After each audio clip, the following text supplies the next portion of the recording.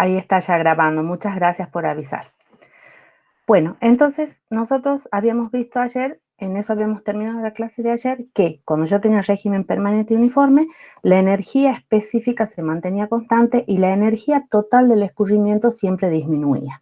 Y en el régimen permanente y variado habíamos visto que la energía específica variaba, podía aumentar o disminuir la energía específica, pero la energía total siempre disminuía, que era lo que habíamos conversado un poco de que la única forma que nosotros podíamos aumentar la energía total era si nosotros lográramos ponerle energía al escurrimiento, lo cual no era posible en el escurrimiento a gravedad. Entonces, manteniendo las condiciones del escurrimiento a gravedad. Entonces, bueno, ahora lo que vamos a ver nosotros es, ya hemos analizado el concepto de la energía específica, que hemos dicho que es la energía referida al fondo del canal. Ahora vamos a ver las ecuaciones de la energía específica. Cuando uno habla de energía específica, habla de trazar la curva de energía específica. ¿Cómo se traza esa curva de energía específica? En función de la ecuación que hemos visto anteriormente. Yo tengo que la energía específica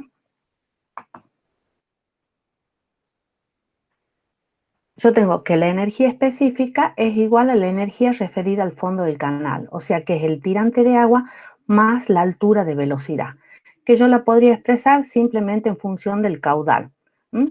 Cambio la velocidad por Q sobre área y la elevo al cuadrado.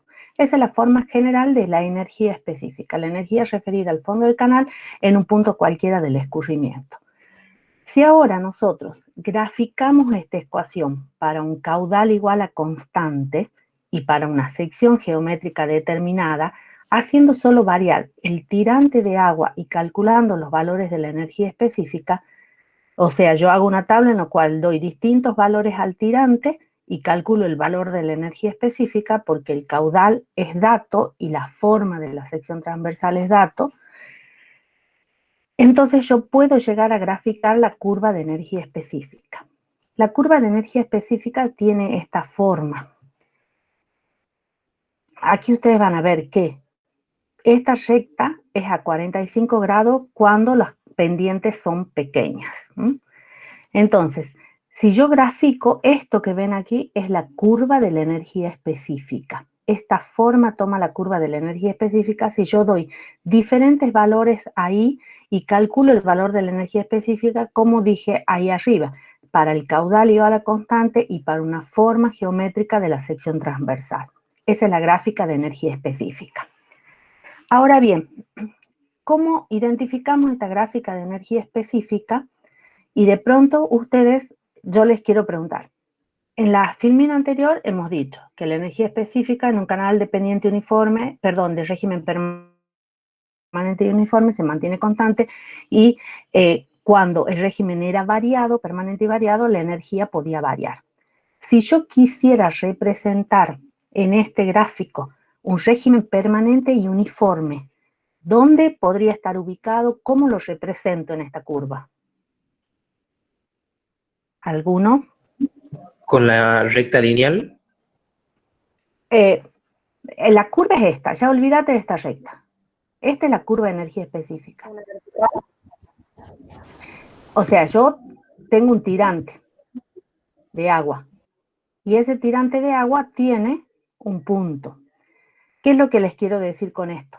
Que en la gráfica de la curva de la energía específica, que uno ve que la energía específica varía con el tirante, el régimen uniforme está representado por un único punto.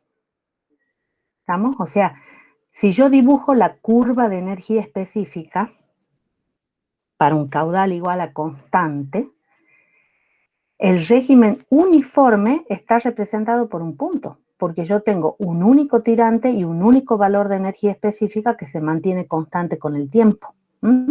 O sea que para poder yo decir, graficar, esta en realidad es la curva de energía específica, que es lo que venimos viendo, pero el régimen uniforme está representado simplemente por un punto dentro de esa curva de energía específica. Ustedes me dirán, bueno, entonces, ¿para qué sirve esta curva de energía específica si al final de cuentas para el régimen que estudiamos en mecánica de los fluidos es un punto? Bueno, esta curva tiene una importancia conceptual porque les va a servir mucho y la van a utilizar mucho en la próxima materia que es básica, cuando esta curva alcanza valor ante los regímenes variados. Quizás en este momento ustedes no le vean valor porque de pronto decir, bueno, el régimen uniforme es en un solo punto, pero bueno, en el caso de los regímenes variados sí van a ver que cobra importancia. Además, esta curva nos va a ayudar para poder ver otras características de los estados del flujo un poquito más adelante cuando desarrollemos el tema. Entonces, esta es la curva de energía específica, que es para un caudal igual a constante, hago variar la energía específica en función de distintos valores del tirante. Esta curva tiene una serie de características que un poquitito más adelante las vamos a deducir. Es importante, el régimen uniforme es un punto dentro de esta curva. Veamos ahora una característica de esta curva. Perdón, ahí ha quedado el puesto genérico. Energía específica E y un tirante I. Bueno, veamos ahora otro concepto de la curva de energía específica, que este concepto queda marcado simplemente y ustedes lo van a utilizar en las materias subsiguientes, pero es importante porque está relacionado a la energía específica, que es el concepto de lo que se llaman tirantes alternos. Los tirantes alternos son tirantes que tienen la misma energía específica, o sea, en la curva de energía específica para un caudal igual a constante y para una sección transversal dada, el tirante alterno son tirantes que tienen la misma cantidad de energía específica. Ahora bien, este concepto de tirantes alternos es un tirante, como dice aquí al pie, que cobra valor cuando nosotros hablamos de los regímenes variados. Por ahora, digamos, es solo un concepto para ustedes que los tirantes alternos son tirantes con la misma cantidad de energía específica. Eso es simplemente el concepto que vamos a ver ahora. Bueno, si yo dijese, bueno, para el mismo canal, si yo para el mismo canal quiero dibujar las curvas de energía específica para otros caudales, tengo un gráfico de este tipo, que no es nada, digamos, distinto. Ahí van las distintas curvas de energía específica, pero todas son asintóticas a la línea recta que ven ahí, que representa a energía específica igual a I. Ustedes van a ver, hay algunos gráficos en algunos libros en donde ¿no? Vuelvo aquí un momentito. En algunos gráficos, en algunos libros representan I, por un lado, que es la línea recta, y después representan Q cuadrado sobre 2G por A cuadrado, que les da una curva que es en este sentido. De esa forma, digamos, es otra forma de representar la línea de energía específica, y después la suma de esas dos funciones les da la función esta de la energía específica. Esto es solo para que vean, digamos, que yo en el mismo canal, dependiendo del caudal, tengo distintas líneas de energía específica. Yo he dibujado una para un determinado caudal Q, no importa cuál sea su valor. Bien, ahora, fíjense ustedes, nosotros hemos dicho, la energía específica en un movimiento permanente y uniforme era un punto en la gráfica de la energía específica.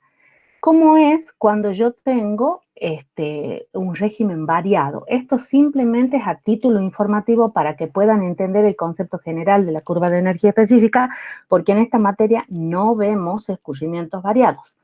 Ustedes tienen ahí un escurrimiento que es aguas arriba de un vertedero. Aquí ven la superficie libre y por arriba está marcado lo que dice gradiente de energía, que es la línea de energía. Si ustedes se fijan a simple vista, yo ya estoy viendo que el valor de la energía específica aumenta en el sentido del escurrimiento.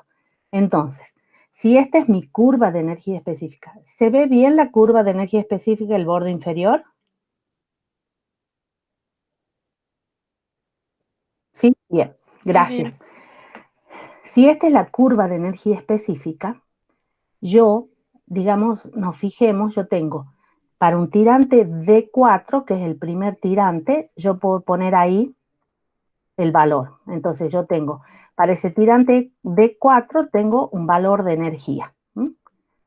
Yo lo he puesto en esa parte de la curva porque corresponde a esa parte. Después vamos a ver por qué lo he puesto ahí y por qué no lo he puesto del otro lado. Entonces yo tengo la curva de energía específica en ese punto y corresponde a una energía específica. Después yo tengo la energía, la curva en el punto D0, que es el último, y tengo un valor de la energía específica. Fíjense ustedes, D4 es menor que D0. D4 es menor que D0, que son los tirantes. Por eso D4 está aquí y D0 está acá. Y como yo veo que la energía específica crece, yo sé que está de este lado de la curva, en donde el crecimiento del tirante lleva a un crecimiento de la energía específica. Fíjense ustedes, el tramo inferior de la curva de energía específica me indica que si yo voy aumentando el tirante, la energía específica disminuye en el tramo inferior de la curva. En el tramo superior, la energía específica crece con el crecimiento del tirante. O sea que yo voy a tener distintos puntos a medida de que va subiendo la energía específica en función del crecimiento del tirante.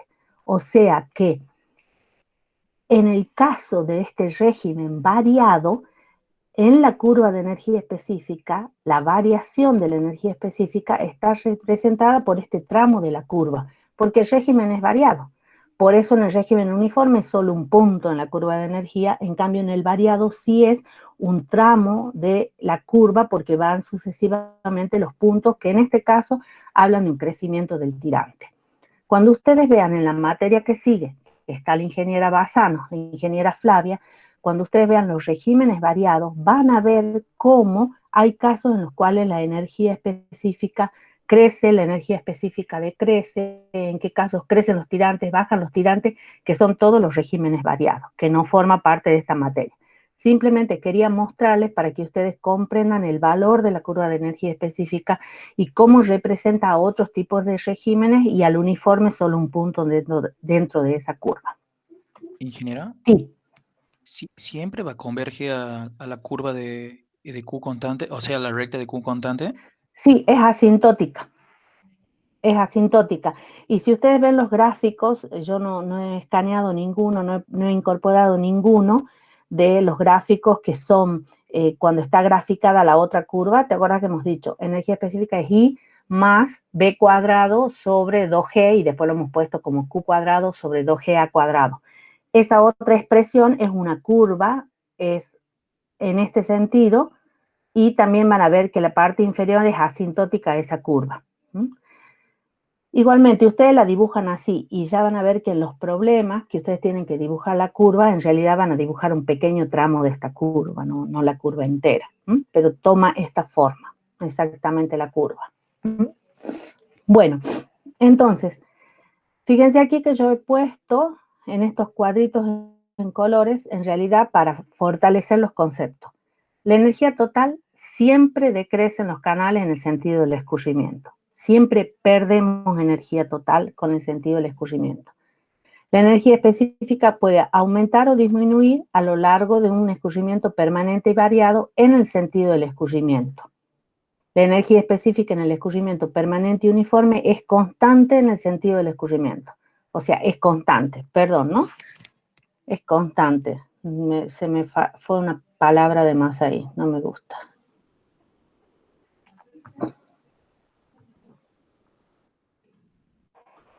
Ahí está. Entonces, esa es la conclusión. Este gráfico nada más que yo les he puesto aquí es simplemente para que ustedes tengan una idea cómo se comporta en lo que sería un régimen variado. Pero recordemos, régimen uniforme, un punto dentro de la curva de energía específica. Además de la energía específica y de su curva, ¿qué otro concepto también nosotros vamos a tener en claro ahora? ¿Qué es lo que se llama la curva de caudales o la parábola de Koch? Esta curva, digamos, también representa un canal prismático en el que circulan una serie de escurrimientos y la particularidad es que la energía específica H es igual a constante. O sea, para que nos entendamos, es el mismo canal en donde yo hago variar el caudal. O sea, a un mismo canal yo le varío el caudal, pero yo pongo el H igual a constante. O sea, la energía específica... Ay, perdón. Le he cambiado el valor. La energía propia... Esto es energía específica.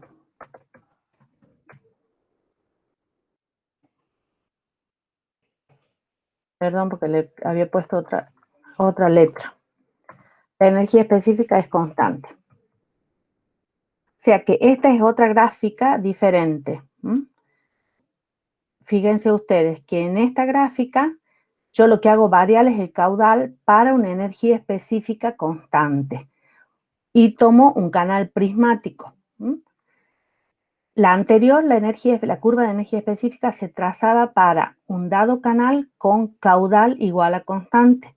En este caso estoy trazando para un dado canal con caudales variables, entonces, pero lo que se mantiene constante es la energía específica. Aquí he puesto, aquí he puesto mal. Perdón, ¿no? Pero recién me doy cuenta que está mal, no le cambié a esto. Esto es Q. Esto es Q.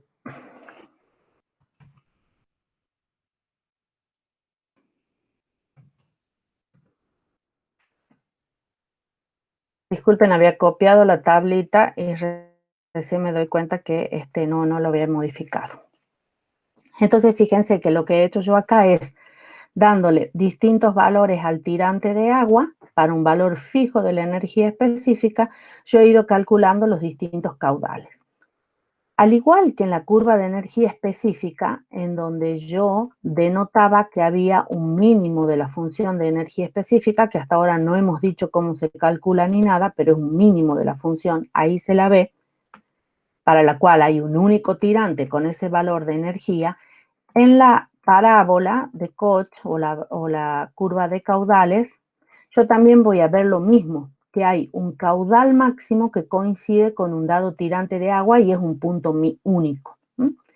Ya vamos a ver qué significa ese punto. Al igual que en el caso de la curva de energía específica, en la curva de caudales el régimen uniforme obviamente está representado por un único punto. O sea, es un único punto que representa el régimen uniforme con un tirante único y un valor de caudal único y una energía específica única. Entonces, un punto representa al régimen uniforme. Cuando yo voy a ver una representación de un tramo dentro de esta curva y cuando sea un régimen variado, ahí sí voy a poder tener una idea o poder, digamos, utilizarlo un poco más a esta curva. En principio, digamos, solo un punto representa el régimen uniforme y ya van a ver que nos importa mucho esta curva en el sentido de después de determinar este punto característico, que es el punto, en este caso, del caudal máximo para un dado tirante. Entonces, de aquí ustedes sacan dos cosas, que tenemos la curva de energía específica y la parábola de Koch o la curva de caudales. Lo que se tienen que acordar bien es bajo qué condiciones se dibuja una y otra. La curva de energía específica hemos dicho que es para un caudal igual a constante, hacemos variar el tirante y calculamos la energía específica, y la parábola de Koch o curva de caudales es para una energía específica igual a constante, lo que hacemos variar es el tirante y vamos calculando los caudales. De esa forma se construyen ambas curvas. En ambas el régimen uniforme está representado por un punto. Veamos ahora el tema que sigue, que es el régimen crítico y de qué forma se relaciona con la curva de caudal y con la curva de la energía específica. Si ustedes recuerdan, ¿se acuerdan con qué se relacionaba esto que hemos hablado del régimen crítico? Que lo vimos en la primera clase de canales, que nosotros habíamos hablado de los tipos de escurrimiento y habíamos dicho que eran permanentes y no permanentes, variados y uniformes. Y después habíamos hablado de los estados del flujo. ¿Alguien se acuerda con qué se relacionaba el estado del flujo de lo que habíamos visto? De la viscosidad. Con el tirante crítico. Sí, en realidad se relacionaba, ¿se acuerdan que con el número de Fru? Porque habíamos dicho que habíamos estudiado dentro de los estados del flujo la incidencia del número de Reynolds y del número de Fru. Y como habíamos visto que la mayoría de los canales que circulaban eran en régimen turbulento, nos independizábamos del número de Reynolds, no lo teníamos en cuenta como que afecte al escurrimiento, porque todos los regímenes eran turbulentos, entonces nos quedaba la incidencia del número de Fru. Y en la incidencia del número de Fru, ¿alguno recuerda cómo hemos puesto se acuerdan? Hemos hablado del número de Fru, y ahí habíamos dicho que de acuerdo al valor del número de Fru, los flujos o los estados del flujo en un canal se repartían en subcrítico, supercrítico y crítico. Entonces habíamos dicho, cuando el número de Fru era igual a 1, el estado del escurrimiento era crítico. Cuando el número de Fru era igual a 1, tenía un nombre, y cuando el número de Fru era menor que 1, tenía otro nombre. Habíamos dicho que cuando el número de Fru era mayor que 1, los términos de la velocidad eran mayores que los términos que representaban a las fuerzas de gravedad. ¿Se acuerdan? El numerador sobre el denominador. Y habíamos dicho que en ese caso el número de Fru era mayor que 1 y los regímenes tendían a ser rápidos. Y cuando el número de Fru era menor que 1, habíamos dicho que el término de la velocidad era menor en comparación con los términos que referían a la gravedad dentro del número de Fru. Por lo tanto, el escurrimiento era un escurrimiento más lento y se llamaba subcrítico. O sea, habíamos puesto esas tres definiciones: supercrítico, subcrítico y crítico. Ahora lo que nosotros vamos a estudiar es el estado crítico del flujo, que es cuando el número de Fru es igual a 1. Después todo eso lo van a tener en el apunte detallado, digamos. El número de Fru igual a 1. Entonces, por definición, ¿cuál es el estado crítico? El estado crítico es aquel en el cual la energía específica se hace mínima. Ese es, por definición, el estado crítico del escurrimiento, aquel en cual la energía específica se hace mínima. Después ustedes van a ver que eso, digamos, lo van a ver plasmado en las curvas estas de energía específica, pero ese es el punto de partida. El estado crítico es en el cual la energía específica se hace mínima. Si ustedes ven que esta es la curva de energía específica, que ya la habíamos puesto en unas transparencias anteriores, I más Q cuadrado sobre 2GA cuadrado, que era la ecuación de la curva con la cual habíamos hecho la curva de energía específica. Si nosotros partimos de que el régimen crítico es cuando la energía específica es mínima, yo, para obtener las características del régimen crítico, lo que tengo que hacer es derivar la curva de energía específica respecto del tirante. Obviamente supongo que el caudal era constante, porque así le habíamos graficado a la curva de energía específica, para encontrar el mínimo de la función en energía específica con caudal igual a constante, que es lo que está aquí abajo, que ya habíamos dicho. Entonces, si yo hago la derivada de esa función y le igual a 0, voy a obtener la forma, digamos, una expresión que me habla del régimen crítico. O sea, porque esa es la premisa sobre la curva de energía específica, que el mínimo de la función de la energía específica coincide con el régimen crítico. Si yo hago la deducción de la expresión del régimen crítico para un canal de forma cualquiera, esta es la primera parte nada más. Ustedes después en el apunte yo se los voy a desarrollar entero, aunque un desarrollo matemático sumamente sencillo. Lo único que he hecho yo aquí, tengo un canal de forma cualquiera que tiene un ancho superficial B. He tomado una franja diferencial DI en la superficie que tiene un ancho de A, perdón, un área de A, entonces simplemente el diferencial de área es el ancho superficial por DI. Y si ustedes se fijan, yo aquí he marcado el HM, que era la profundidad hidráulica media, que se acuerdan que era el área sobre el ancho superficial. O sea, la profundidad hidráulica media, conceptualmente, si ustedes se fijan, es el equivalente a un canal rectangular, no es otra cosa. O sea que el área, la profundidad hidráulica media es el área sobre el ancho superficial. A sobre B es la profundidad hidráulica media. Entonces, lo único que he hecho aquí es derivar la ecuación de la energía específica respecto del tirante, y a esa la igualamos a 0 para obtener esa la igualamos a 0 para obtener el mínimo de la función.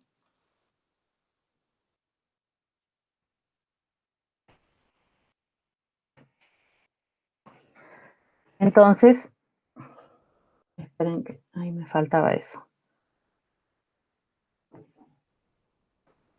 La igualamos a 0 y trabajando matemáticamente, que es algo sumamente sencillo, reemplazando dA y reemplazando HM, llegamos a esta conclusión, que para un canal de forma cualquiera, en el régimen crítico, se verifica esta igualdad, que el caudal al cuadrado sobre G es igual a A cubo sobre B, donde yo tengo los valores del régimen crítico, que en realidad tienen que ver con el tirante crítico, porque el ancho de B es un valor dado. O sea que esta ecuación se verifica para el tirante crítico. O sea, si yo reemplazo aquí el tirante crítico, se me verifica esta ecuación. O sea, esta está sacada para el régimen crítico exclusivamente, depende de esta igualdad.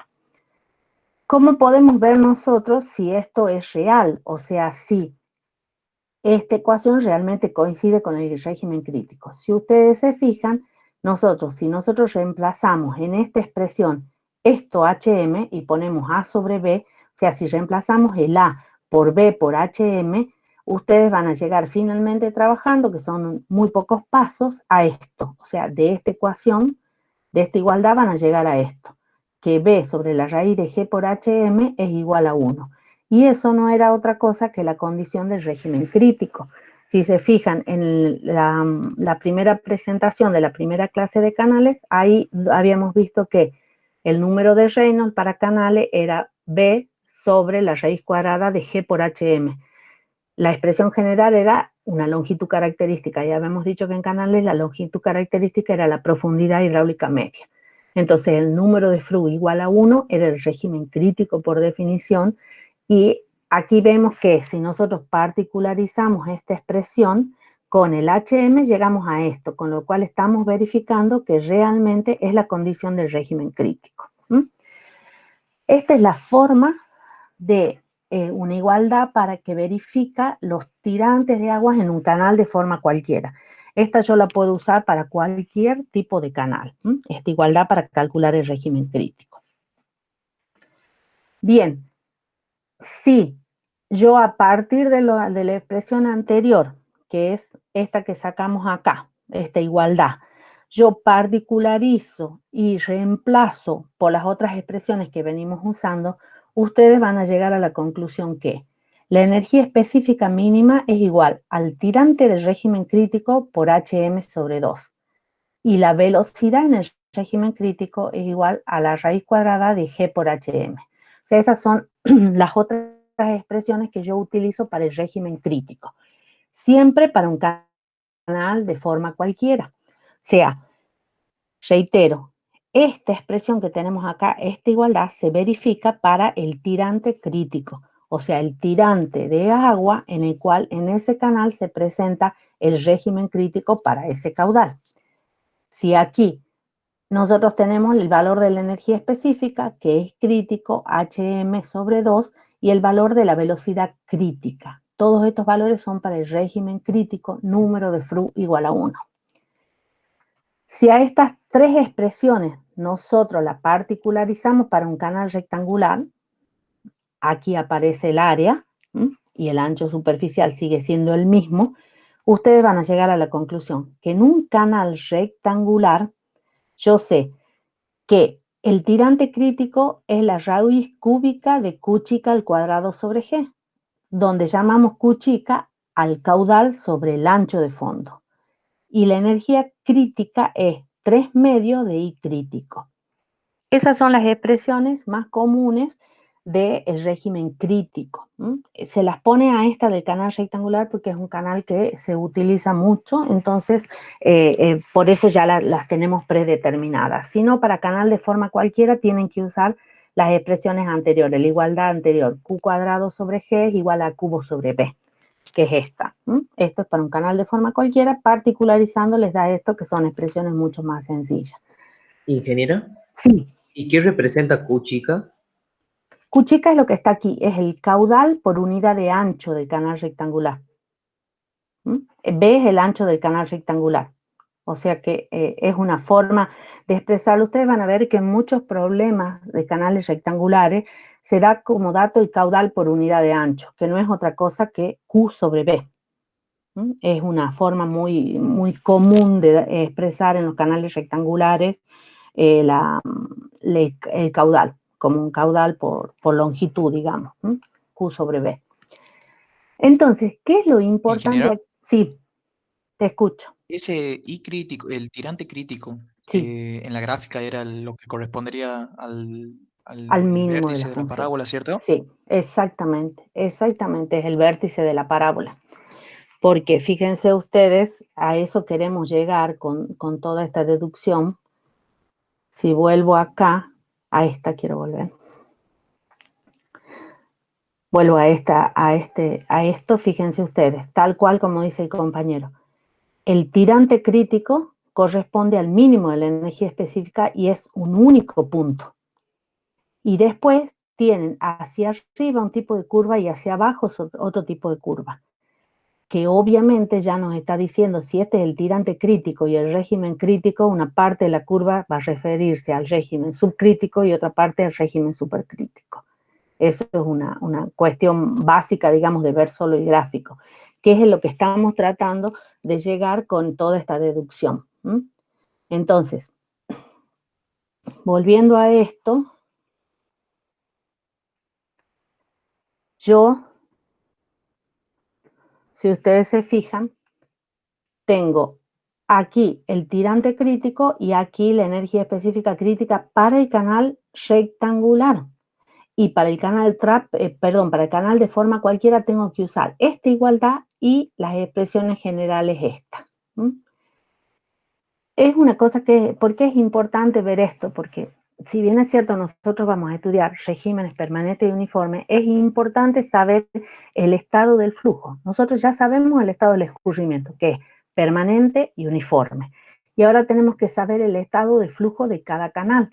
O sea, que nosotros tenemos que saber en los canales cuándo estamos de un lado o del otro de la curva de energía específica.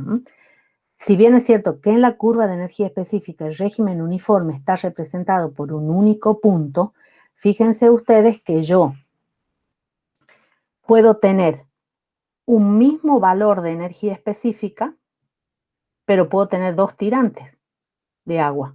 ¿Estamos? Si estoy tomando por aquí.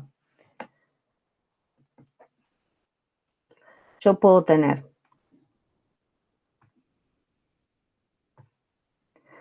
fíjense, que es como si fuese un tirante alterno, más que nada.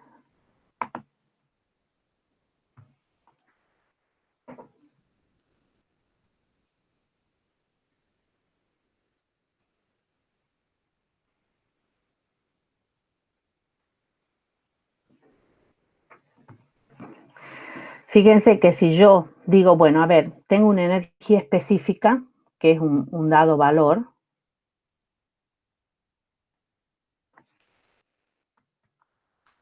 tengo una energía específica con un dado valor, supongamos que corresponde al régimen uniforme que estoy estudiando, y veo que hay dos tirantes posibles.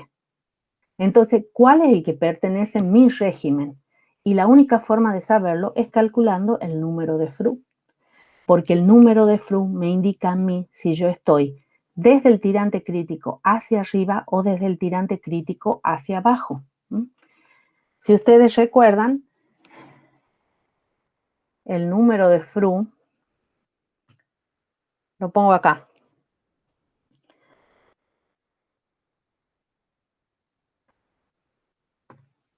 El número de, perdón.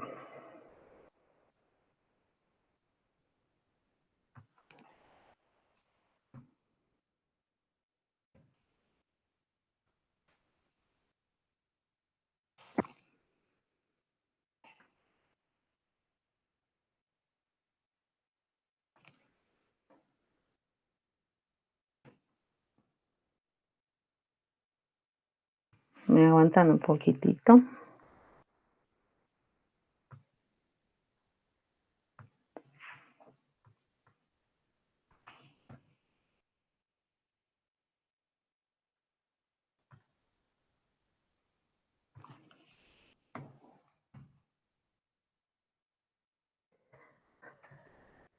¿Se acuerdan que esto habíamos visto nosotros en la primera clase?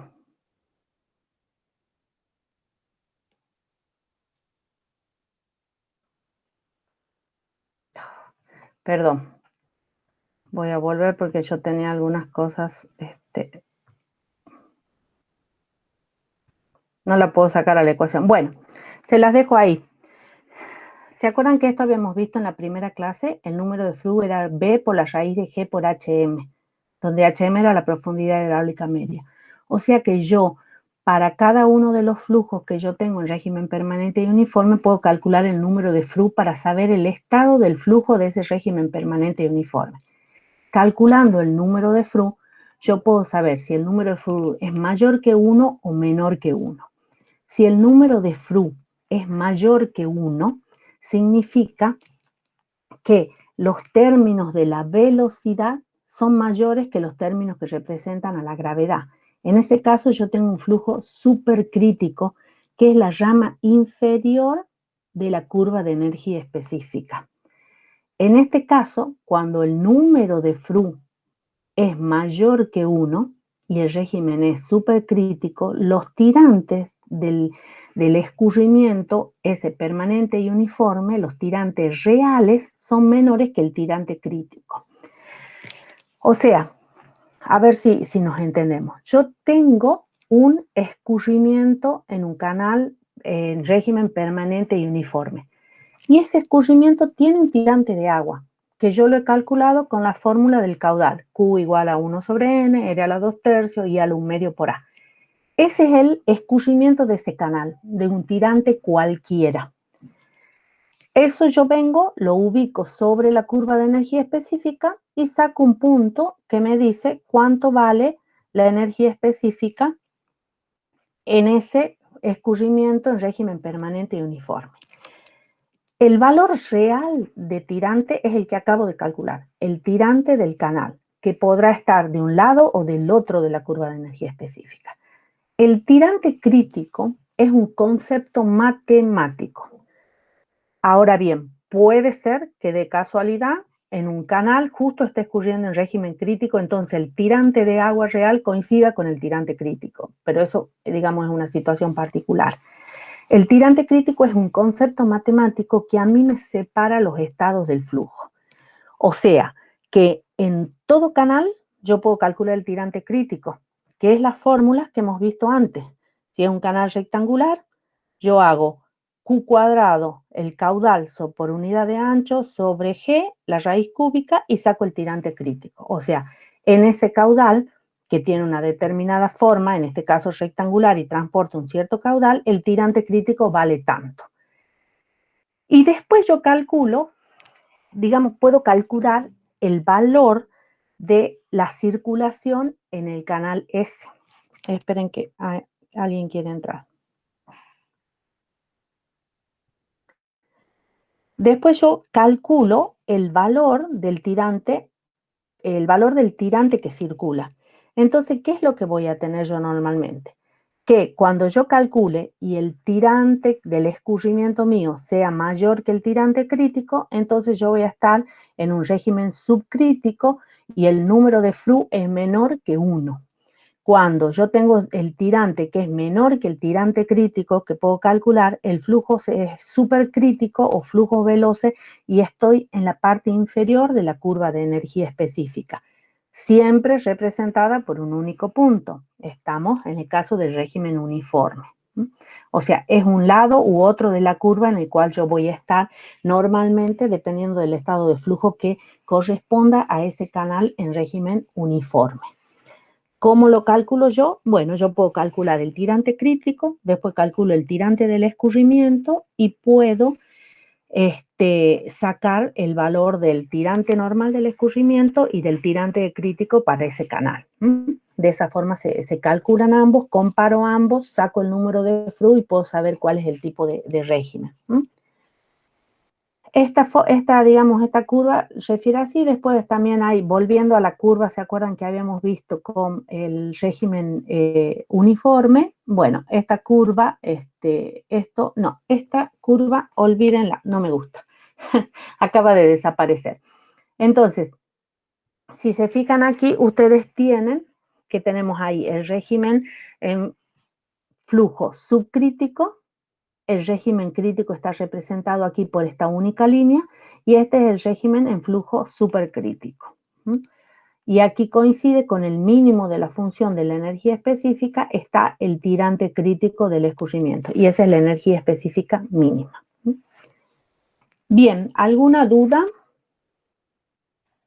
Profe, Sí, es decir que nosotros en un canal vamos a tener o flujo subcrítico, vamos a tener la parte de arriba.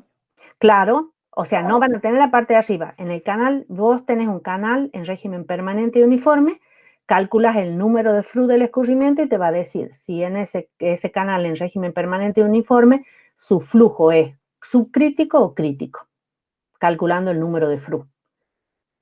Y si vos lo Bien. querés representar en la curva de energía específica, si es subcrítico va a ser un punto en la rama superior. Y si es supercrítico va a ser un Claro. punto en la rama inferior, porque estamos hablando del régimen uniforme, que recuerden es un solo punto. O sea, o está ubicado en la rama superior o va a estar ubicado en la rama inferior de esa curva de energía específica. Bien. Bien. Bien, estas son ecuaciones sencillas, ustedes han visto, no tiene demasiadas complicaciones el tema de la energía específica. ¿Alguna duda de este tema? Si no, empezamos a ver el práctico.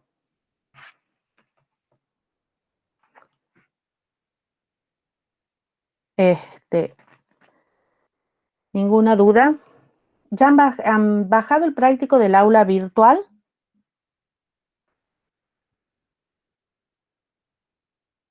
Sí, profe. ¿Todos los tienen ya bajado?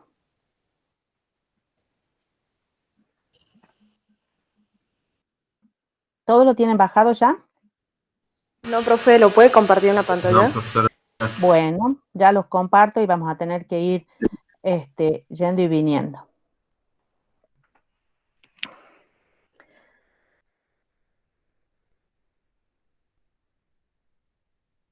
Ustedes no miren lo que yo tengo en mi pantalla, ¿no? ¿Me han entendido? ¿Qué están viendo toda mi pantalla? Sí. Sí. Bueno, ustedes no miren lo que yo tengo abierto, que por ahí estoy revisando algunos parciales todavía. Ah, antes que me olvide y aprovechando que están, ¿cuántos son? 37. Bueno, aprovechando un poquito eso.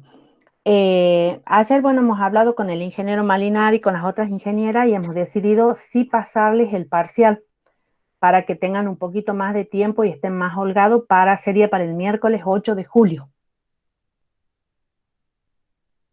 ¿Estamos? Bien, ingeniera, gracias. ¿Les queda mejor? Sí, profesora, gracias. Pienso que a todos les puede ayudar un poquito eso. Más que nada para que tratemos, digamos, de ponerse al día en cuanto a los trabajos prácticos, poder avanzar un poquitito más. Algunos de ustedes mañana recuperan el primer parcial, así que bueno, sé que han estado estudiando estos días y también tienen otras materias. Es importante que puedan ir haciendo los trabajos prácticos.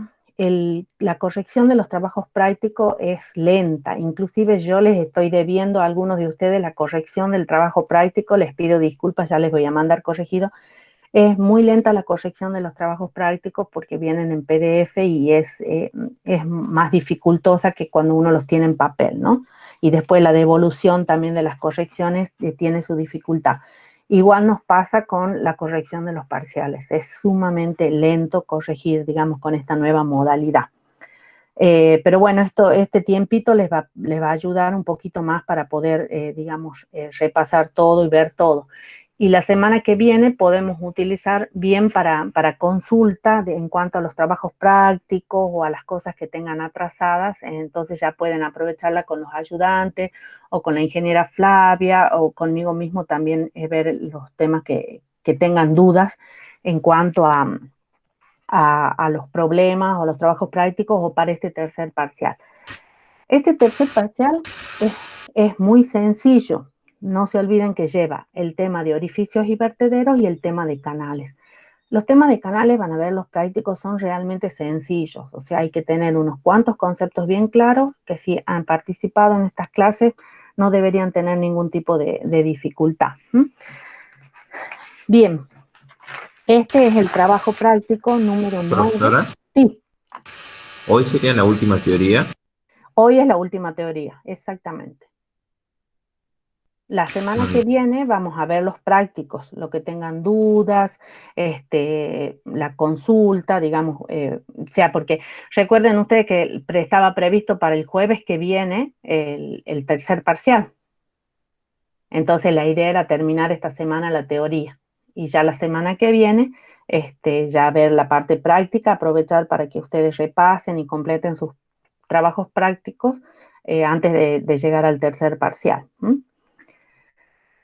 Bien, los trabajos prácticos de canales son dos. El 9, que es este que están viendo ustedes, que está enfocado al diseño de canales, y el 10, que está enfocado al régimen crítico y a las características del régimen crítico. Son sumamente sencillos y de aquí vamos a ver algunos problemas para que ustedes puedan trabajar. Por ejemplo, veamos el problema, mire, el problema número 2, para que ustedes tengan una idea. Yo dice, un canal dragado en greda arenosa. Ese es el primer problema, ¿no es verdad? Dice, un canal dragado en greda arenosa tiene un ancho de base de 42,5 metros y una profundidad de 3 metros. Calcula el caudal y la velocidad circulante en dicho canal si la pendiente longitudinal es de 0,0004, que es lo mismo de decir que el 4 por mil, que el 0,4 por mil. Esa es la pendiente longitudinal. Entonces, perdón, ¿cómo se calcula esto? Fíjense ustedes que nosotros ahí tenemos el dato del canal que es en greda arenosa. Entonces, esperen. ¿Eso sería un material erosionable, profe? Claro, es un material erosionable, pero fíjense ustedes que aquí, ¿se acuerdan que hemos visto dos métodos de diseño de canales? Dos métodos de diseño de canales. El velocidad máxima no erosionable y el máxima eficiencia hidráulica.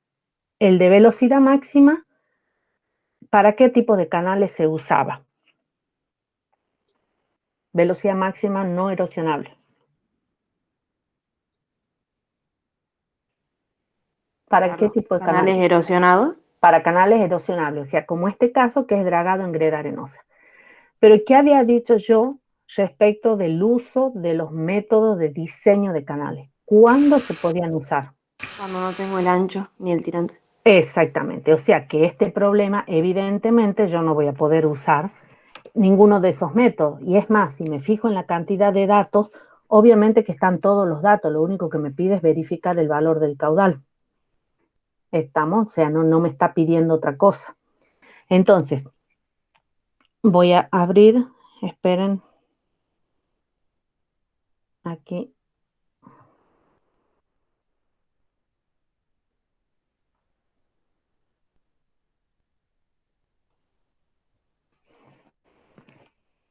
Abro la otra. ¿Ustedes van viendo cuando cambia la presentación? Sí. Bien, perfecto.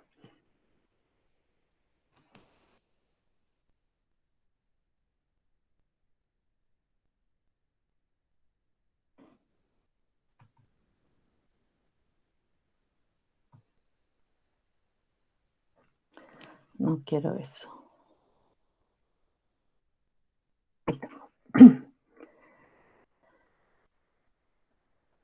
Entonces, esta es la expresión del caudal.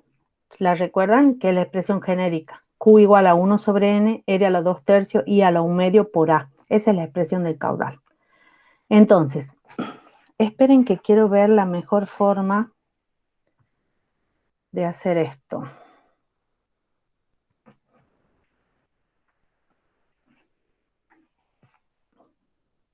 Vamos a ver.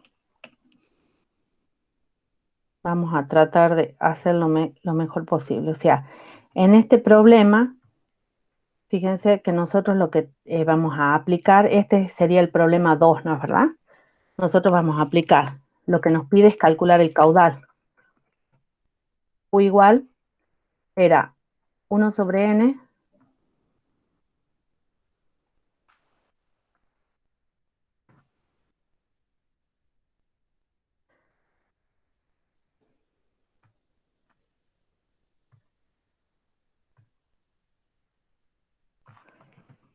por R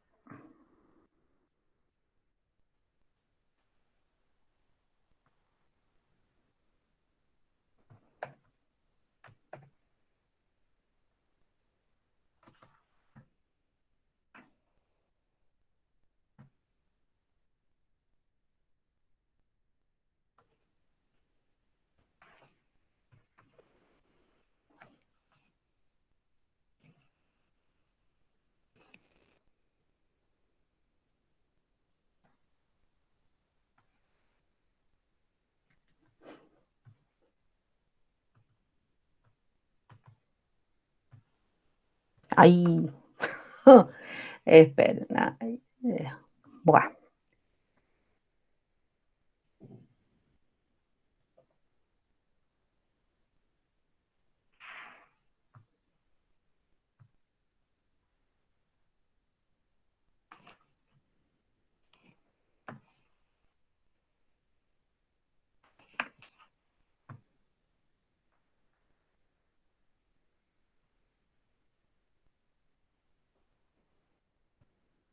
Ay, Dios, esperen un poquito. Ya se me ha hecho esto un lío.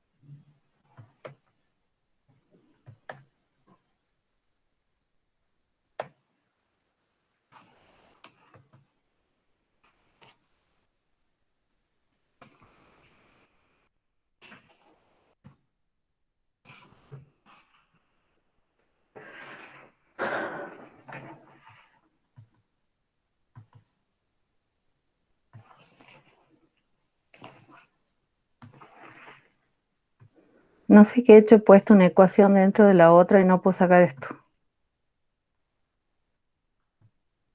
Bueno. Sacando esto que dice ahí, escriba aquí la ecuación. Esta sería la expresión que utilizaríamos. Q igual a 1 sobre N, R a la 2 tercios por I a la 1 medio por A. Si se fijan de nuevo en el problema, yo tengo un canal dragado en greda arenosa que tiene un ancho de fondo 42,5 metros y una profundidad de 3 metros. Calcule el caudal y la velocidad circulante en el canal. Tengo la pendiente de fondo, o sea, I lo tengo de dato. Me piden calcular el caudal. Tengo lo que es el canal dragado en greda arenosa, o sea que si yo voy a las tablas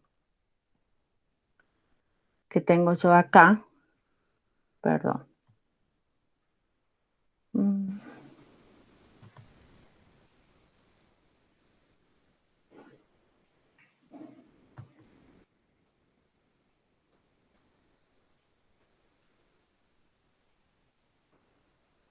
Bueno, está medio fea esta hoja. Yo les había pasado, ¿alguno ha bajado las tablas? Creo que había unas tablas escaneadas mejores. Yo tengo el valor acá, el N 0,020. Ahí está, el N020 y lo que intento ver, a ver si este tiene más, las tablas están mejores acá, para que vean lo que es la pendiente lateral. Ahí está, este está un poquito mejor. Fíjense, yo de tabla, para la greda arenosa, que es el dato, saco la pendiente lateral. Fíjense ustedes que si yo tengo un canal, digamos, ahí no dice la forma de la sección transversal del canal, pero al decirme el material, yo vengo a los ángulos de inclinación del talud y obviamente me doy cuenta que en la greda arenosa la única posibilidad es que el canal sea trapecial, si yo lo excavo en greda arenosa. O sea que de aquí yo ya saco la pendiente.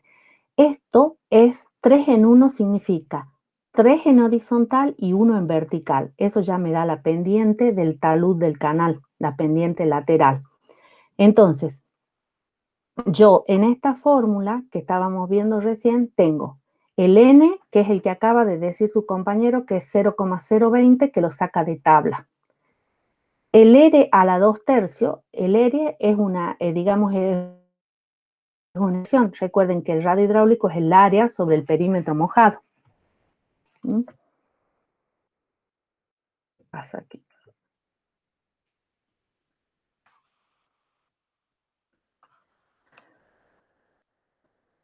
Yo tengo que el radio hidráulico es igual al área sobre el perímetro mojado. ¿Mm?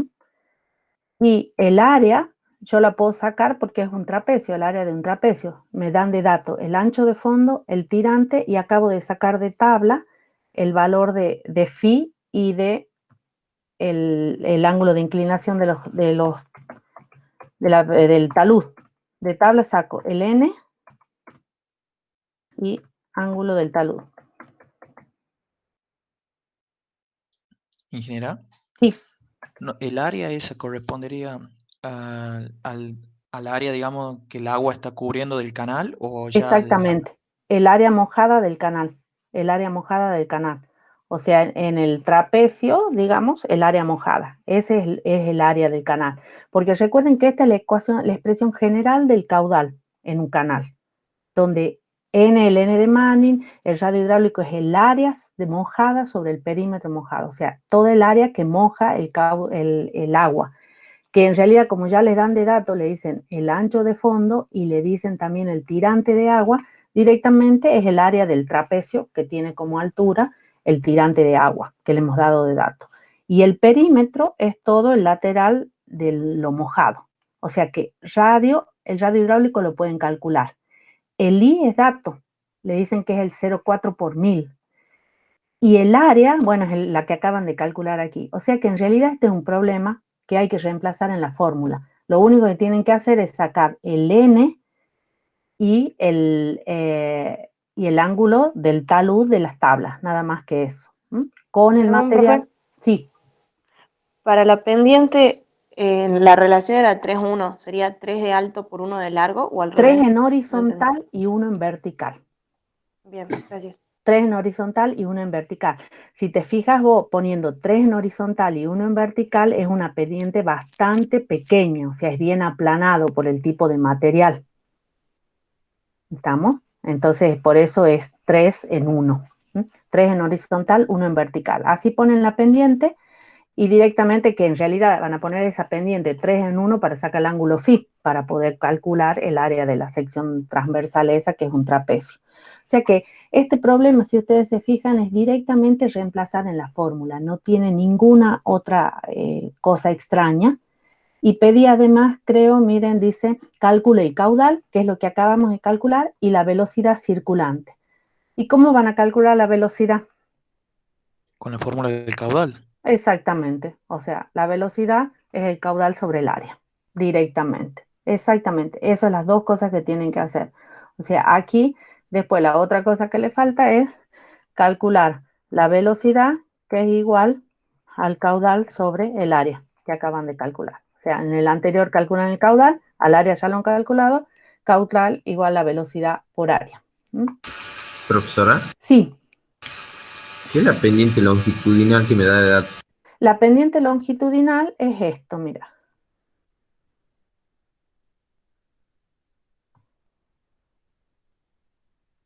Este es el canal y aquí circula el agua. Esta es la pendiente longitudinal. Te decimos que su valor es el 0,4 por 1000 directamente, porque te dice 0,0004, o sea, no te lo damos como el talud que te decimos 3 en 1, sino te decimos directamente el valor. Ah, Que bien. lo usas directamente en la expresión, o sea, el valor ese del 0,0004 va directamente acá, en la expresión, como I. Ah, bien, bien. ¿Mm? Bien, Directamente es la pendiente longitudinal.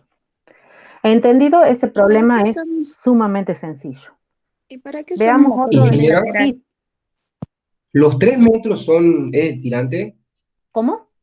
¿Los 3 metros que da de datos sería el tirante de agua? A ver, sí, creo que sí. Déjame que vea. Un ancho de base de 42,5 metros es la base, el ancho de fondo del canal trapezial, y una profundidad de 3 metros, exactamente ese es el tirante de agua. Esos son Ingeniera, los datos. Sí, cuando calculemos la velocidad circulante, hay que verificarla con lo de la tabla, que no supere la máxima permitida. y ¿saben qué? Podrían hacerlo, sí, podrían hacerlo, estaría bueno hacerlo para ver si no supera, exactamente, sería interesante ver cuánto les da esta velocidad y si esa velocidad es mayor o no, que es greda arenosa, hemos dicho. Sí, greda arenosa, no Greda coloidal. arenosa, aquí veamos, aquí está la tabla, o sea, habría que ver, como dice el compañero, que aquí está, ¿ves? Greda arenosa, podemos tomar la no coloidal, y una vez que saquen la velocidad, verificar que esa velocidad no sea mayor que esta la tienen que pasar, recuerden, a metros por segundo. Sí, sería bueno, o sea, ¿por qué? Porque uno después de calcular este canal llegaría a la conclusión de decir, bueno, este canal sí va a funcionar bien o este canal no, este canal se va a erosionar y no sirve con esos valores. ¿Estamos? Sí, sí, por favor, estaría bueno que calculen la velocidad. Digamos, la comparen, perdón, con la velocidad, digamos, máxima no erosionable para el canal de greda arenosa. La velocidad de tabla está en pie por segundo. Sí, la velocidad en esta tabla está, fíjense aquí arriba, está en pie por segundo. Un pie es 0,30 metros. Ese es el valor que toma, o 0,33, como ustedes quieran. Bien, entonces ven que el problema 2 es sumamente sencillo. Veamos si quieren el problema 3, que tiene como dos formas de ustedes de calcularlo. Fíjense que me dan de datos, dice, un canal excavado en un suelo de arcilla dura. O sea, me dan el N, que lo puedo sacar de tabla porque me dicen que es arcilla dura, y me dan de dato el caudal que circula y tiene una profundidad de 1,14 metros. ¿Y qué me piden aquí? Calcule el ancho de fondo y la velocidad circulante si la pendiente longitudinal es el 0,08%. O sea, que aquí, en este caso, ¿yo qué voy a tener? Tengo de dato el caudal Q, ¿verdad? O sea, esos son los datos. Yo voy a tener el caudal Q de datos. Tengo el material, que era, ayúdenme a recordar porque después yo no, tengo material que era arcilla dura. Ahí estamos. Era arcilla dura. O sea que yo de tabla puedo sacar el valor de N. ¿Qué otra cosa tengo yo? Al tener que es de arcilla dura y que veamos si me dice alguna cuestión de la sección transversal. La ¿Cómo? profundidad, profe. La Que da la profundidad. profundidad Sí, no me del dice tirante. nada de, digamos, de la forma, ¿ves? Pero me dice que no me dice nada de la forma. Entonces yo, si vengo a esta tabla, veo cómo es la arcilla dura y veo que la arcilla dura obviamente tiene una pendiente de inclinación. O sea que yo voy a tener que hacer un canal trapezial. Entonces, aquí volviendo, me decía, tiene el de dato también el tirante I de agua y saco de tabla el talud lateral. para el material. Entonces, otro dato que tengo, es la pendiente de fondo. ¿Cómo dice el dato, la pendiente de fondo? Fíjense ustedes. 0,08%. 0,08%. 8%. O sea que cuando yo la traduzca para usarla, es 0,0008%. Ese es el valor que voy a usar. ¿Entendido? Porque lo paso del por ciento a el valor que puedo utilizar en la expresión. Entonces, fíjense ustedes. Yo puedo usar el método de la velocidad máxima no erosionante para determinar el valor de B que me están pidiendo. No. No, exactamente. No lo puedo usar porque me han dado de dato el I, o sea, me lo han prefijado al I. Entonces, ¿qué es lo que tengo que usar yo aquí? Dos cosas. Puedo usar directamente, si ustedes tienen la calculadora para programarle, pueden usar directamente la expresión de caudal. O sea, Q igual a 1 sobre N, R a la 2 tercios y la 1 medio por A. No es otra cosa. Y si no, pueden usar las tablas que hay K'. O sea, o uso la fórmula.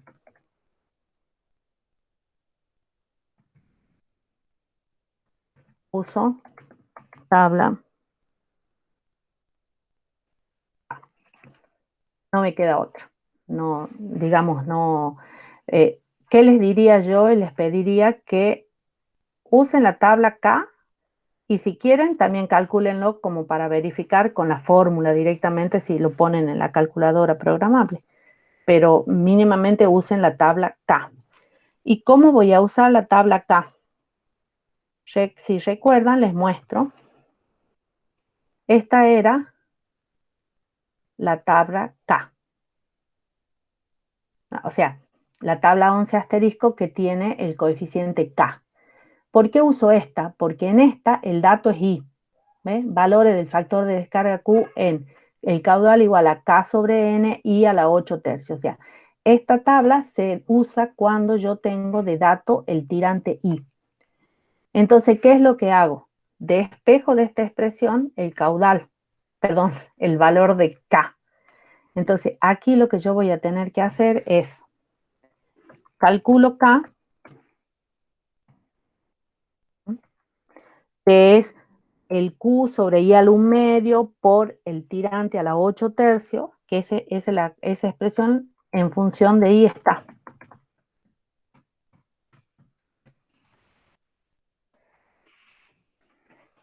Aquí, fíjense, la otra cosa, saco el talud del material, que era arcilla dura. Entonces, fíjense que yo puedo en arcilla dura tomar desde 1 medio en 1 a 1 en 1. Tomemos este, que es el más conservador. Entonces yo digo que la pendiente lateral es de 0,5 en 1. O sea que aquí el dato que yo podría agregar, que esta pendiente es de 0,5 en 1. Entonces, pendiente 0,5 en 1 y aquí tengo el valor de K, que no sé cuánto me dará. Vengo a la tabla esta, que es la que tiene el valor de K. Entonces, busco la pendiente lateral, que me ha dicho que es 0,5 en 1, que es esta. ¿Ven? 1 medio en 1. Busco la pendiente lateral. Es esta columna a la que me corresponde. Busco aquí dentro de los valores el K que acabo de calcular. Supongamos que me da un K entre 7,84 y 7,21. Bueno, hago una interpolación lineal entre estos dos, una relación nada más, y saco el I sobre B. Supongamos que el I sobre B me da 0,125, pongamos. Entonces aquí yo ya saco el I sobre B. O sea que yo puedo decir que con el valor de K y con el valor de K y la pendiente lateral de 0,5 en 1 de tabla, saco I sobre B. Y como I es dato, porque me lo da de dato el problema, de aquí saco directamente B. ¿Estamos? ¿Se entiende cómo se usa la tabla K y K'? Sí. Bien. Sí. Es muy sencilla. O sea, lo que van a sacar aquí es el valor de K, ingresan a esto, hacen una interpolación lineal entre los dos valores y sacan el valor exacto de I sobre B y después sacan de aquí la relación de B y después van a tener que calcular, les pide creo que también la velocidad, si no me equivoco, como Q sobre el área. A ver, es el problema 3, ¿no es verdad? Claro, les piden velocidad. Y después sacan la velocidad como el caudal sobre área. ¿Se entiende? Ingeniera, la tabla Sí. se la puede usar siempre, ¿cierto? ¿Cómo? ¿A la tabla se la puede usar siempre o ¿Cuál tienen que tabla? cumplir algunas condiciones? ¿Cuál La incaica, esa es la de 11', esta. 11 asterisco. Acordate que estas tablas se pueden usar, esta si tengo de dato el tirante I, y la que sigue si tengo de dato B, y solo sirve para canales rectangulares, que es la primera columna, y para canales trapeciales con estas inclinaciones de talud.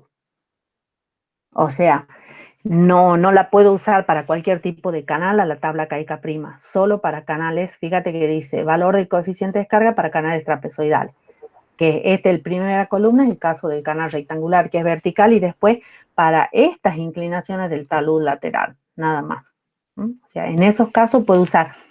Recuerden que la tabla K y K' en realidad es una tabulación para facilitar la resolución de la ecuación del caudal. Pero si yo tengo de dato o B o I y ya tengo la pendiente lateral, si yo tengo de dato B o I y tengo la pendiente lateral y tengo el caudal de dato, esta ecuación es una ecuación con una única incógnita, nada más que es compleja de resolver. Por eso les digo, si tienen una calculadora programable no hay drama, pero cuando no la hay, ahí es en donde cobra valor el cálculo, digamos, la tabla K y K' para calcular. ¿Estamos? ¿Se entiende? ¿Profe? Sí. Y nosotros a través de esa tabla calcularíamos lo que sería B, ¿cierto? Sí. Y usted dijo que usemos ese B, o sea, usemos la fórmula del caudal, la de arriba, para verificar si ese B era correcto. No, lo que yo, sí, perdón, eso te he dicho, que si ustedes quieren, también pueden ver para ver el margen de error que tiene la tabulación de la tabla K y K', el valor que saquen de B con la tabla K y K' tendría que ser muy parecido al valor que saquen de B con la fórmula directamente. ¿Estamos? O sea, yo tengo las dos opciones, o uso la fórmula esta, y la ponen dentro de la calculadora para resolverla, porque es una única incógnita, porque acuérdense que tienen de dato el caudal, el N, la pendiente longitudinal y el I. De aquí, este B que saco con la fórmula debería ser el mismo o muy similar al B que saco con la tabla K y K', porque encima ustedes están haciendo una interpolación lineal en una expresión que no es lineal. O sea, pero dentro de ciertos márgenes, digamos, deberían dar muy similares. A eso me refiero. A nosotros nos basta que ustedes lo calculen a esto con la tabla K y K' en el práctico. Si lo calculan con la tabla K y K' como una forma de práctica, está bien. Pero es correcto también calcularlo directamente con la fórmula. Pero queremos que aprendan a usar las tablas K y K'. ¿Estamos? ¿Se entiende? Es muy, muy sencillo. Sí, sí, profe. se El entiende. problema, no tiene mayores complicaciones. Ingeniera, Sí, te ¿y escucho. qué es lo que usted dijo que no podíamos usar en el problema 3? No le escuché muy bien. A ver, déjame que vea. Al principio. Lo que dijimos es que como en este problema, si bien es un problema que yo tengo que diseñarlo porque me piden calcular el ancho del canal, fíjate que yo no puedo usar ninguno de los métodos de diseño. No puedo usar el método de diseño de canales erosionables que es de velocidad máxima admisible. ¿Por qué? Porque tengo prefijado el tirante de agua. Recuerden que hemos dicho que los métodos de diseño se pueden utilizar cuando yo no tengo prefijado ni el tirante de agua ni el ancho de fondo. En este caso, no me queda otra que usar directamente calcular con la fórmula porque no, ya lo tengo prefijado al tirante. ¿Estamos? Entonces tengo que ir o a la expresión general del caudal y a la tabla K si no quiero calcular. O sea, si no puedo usar la calculadora. ¿Se entiende? Sí. O sea, hay un tema. Cuando yo uso los métodos de diseño, cuando yo uso el método de diseño y tengo libre las dimensiones de la sección transversal, el ancho y el tirante, el método de diseño a mí me permite llegar a la mejor sección, sea un canal erosionable o no erosionable. En el caso de un canal erosionable, yo llego a la mejor sección que puedo transportar en ese caudal, con ese caudal sin dañar al material de la sección transversal, porque estoy tomando la velocidad máxima. O sea, mi criterio de diseño es decir, ¿cuál es la velocidad máxima que puede transportar este canal para llevar ese caudal? Y la velocidad máxima implica que el área mojada va a ser la más pequeña para transportar ese caudal. Entonces, el criterio de velocidad máxima no erosionante me da para el canal erosionable cuál es el mayor, digamos, cuál es la menor sección que me puedo permitir sin dañar el canal para llevar ese caudal. Entonces, es como que yo estoy buscando lo mejor para ese canal erosionable. Si yo tengo que diseñar un canal no erosionable, la máxima eficiencia hidráulica me permite a mí hacer el canal más económico que tengo yo, que es el del mínimo perímetro mojado. Entonces, esos dos métodos de diseño son buenos y se pueden aplicar cuando yo tengo libre el par de valores del ancho de fondo y del tirante de agua. Pero cuando a mí me lo prefijan, como es el caso del problema 3 y del problema 4, que tienen ahí problema 3 y 4, yo ya no tengo la posibilidad de aplicar un método de diseño buscando cuál es la sección que mejor va a funcionar para ese tipo de canal. Entonces no me queda otra que resolverlo con la fórmula porque tengo una única incógnita.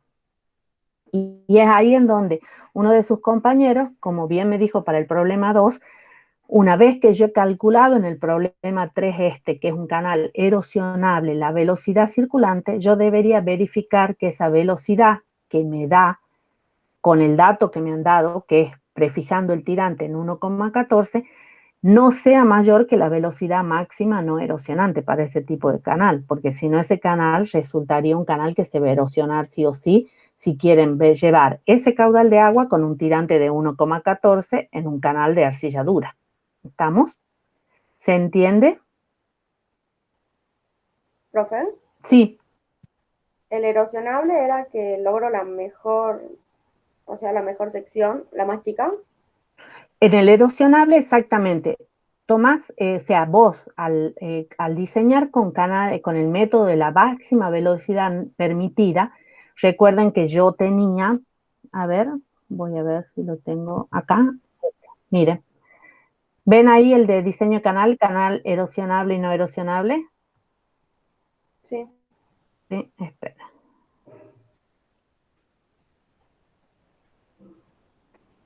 Si ustedes se acuerdan, acá hemos dicho, en el criterio de canales erosionables, hemos dicho que si yo al caudal lo divido en la velocidad máxima que puede soportar ese tipo de material, obviamente es el área más pequeña con la que yo voy a poder conducir en ese tipo de material, con esa pendiente, este caudal.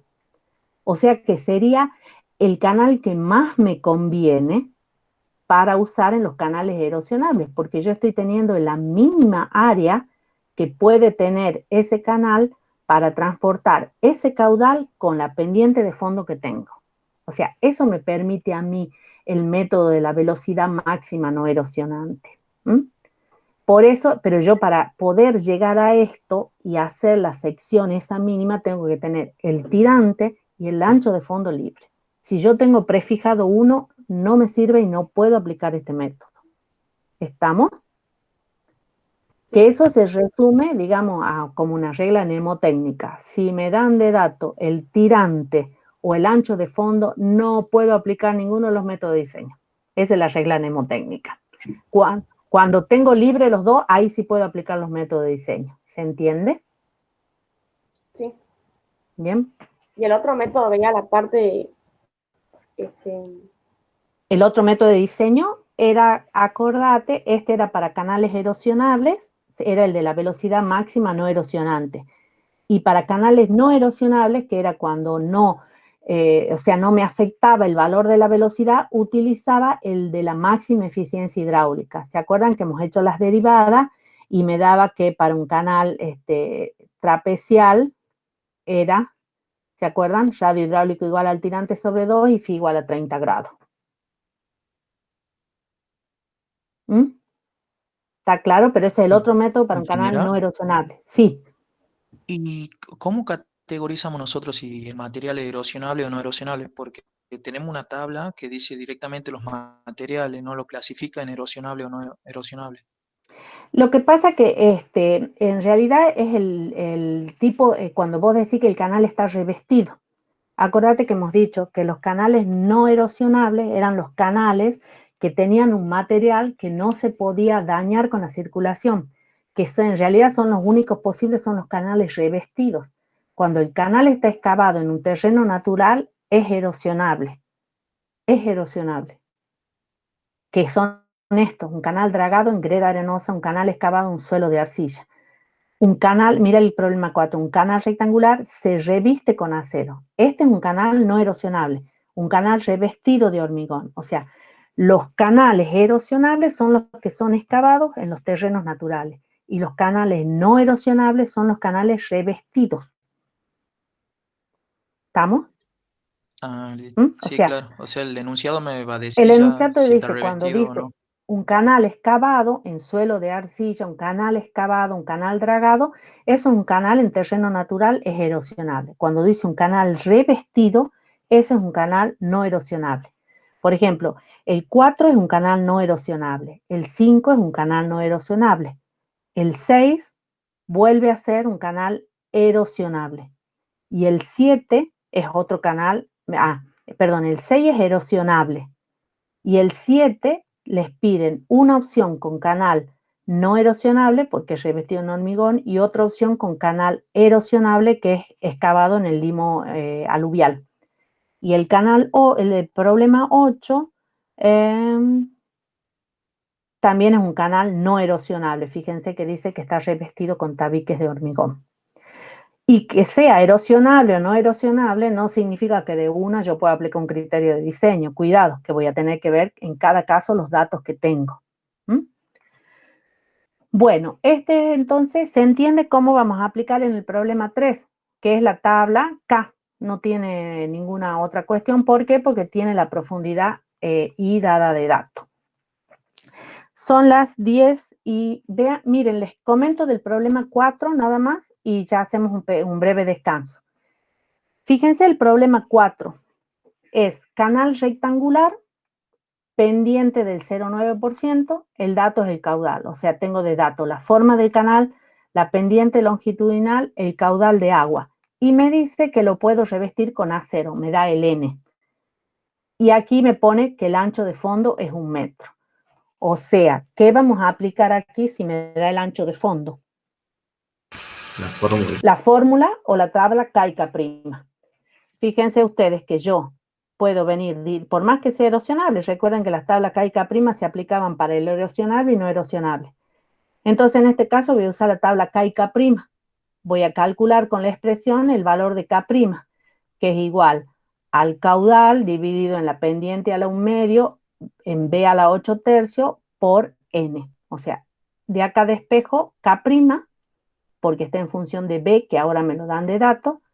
Vengo a la primera columna de la tabla, esta K', porque me dicen que es un canal rectangular dependiente, o sea, vertical, con el valor de K' que he usado, lo busco aquí en la tabla y saco el valor de I sobre B. Como B es dato, directamente saco el valor de I.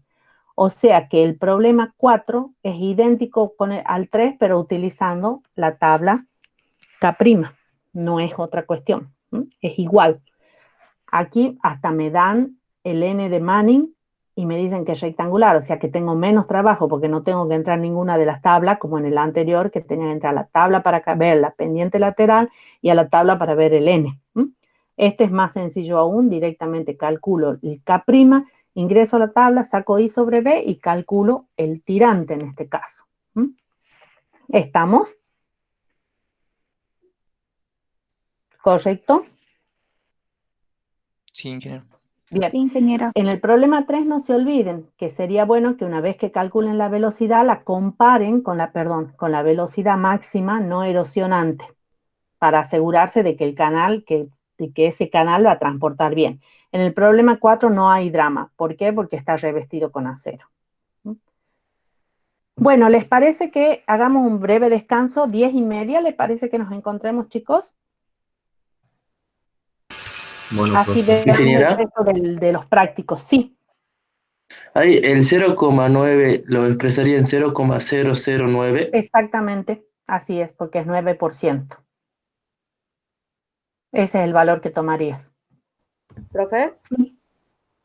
¿Por qué, aunque esté, o sea, por qué si está revestido no tengo que comparar la ecuación de la K' con el resultado de K' con la ecuación general? Si quieren lo pueden hacer, ¿no? O sea, si quieren, calcúlenlo. Lo que había dicho es que no comparen con velocidad máxima porque ahí no interesaba. Pero sí, si quieren pueden calcularlo de las dos formas, usando la tabla K' y usando la fórmula. O sea, todos los problemas ustedes utilicen las tablas K y K' para calcularlo, pero si alguno puede y quiere, puede calcularlo también directamente con la fórmula y les debería dar lo mismo, o prácticamente lo mismo, digamos. Bien, bien. No sé si esa era tu pregunta. Sí, gracias. Bien, no, por favor. Lo que les había dicho que en el problema 4 no tenía sentido, digamos, una vez que hemos calculado la velocidad de circulación, compararla con nada, porque era un canal no erosionable. Entonces, no nos interesa, digamos, no hay un valor límite de la velocidad que erosione el acero, digamos. Esa sería una velocidad máxima que erosione el acero. No así en los materiales, digamos, naturales. ¿Entendido? Sí. Bueno, en media hora, nos vemos, 10:30, ¿les parece, por favor? Sí, profe. Bien, yo dejo conectado.